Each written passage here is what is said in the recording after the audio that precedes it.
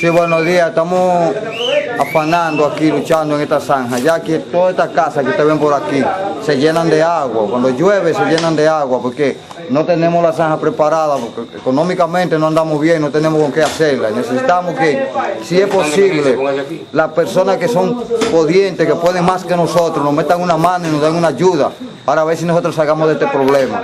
Por la cual, tarde o temprano, más que un día que otro, necesitan de nosotros. Y ahí le estamos, le sirvamos.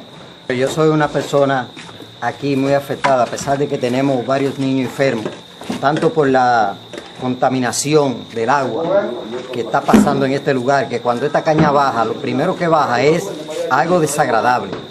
Pero yo le estoy pidiendo a las autoridades, y aquí también tenemos a nuestro hermano Murphy, que se está dando la tarea de venir con nosotros a luchar para que este mal se arregle.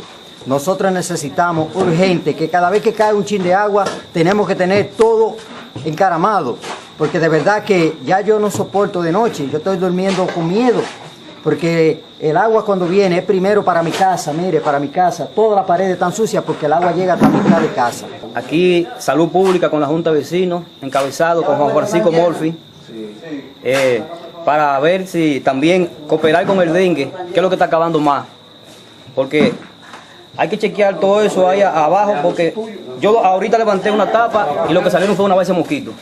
Entonces, a pesar que está sucia, pero también las enfermedades que nos da. Entonces, estamos aquí colaborando con este sector, Salud Pública, encabezado con Juan Francisco Murphy y el plan de emergencia.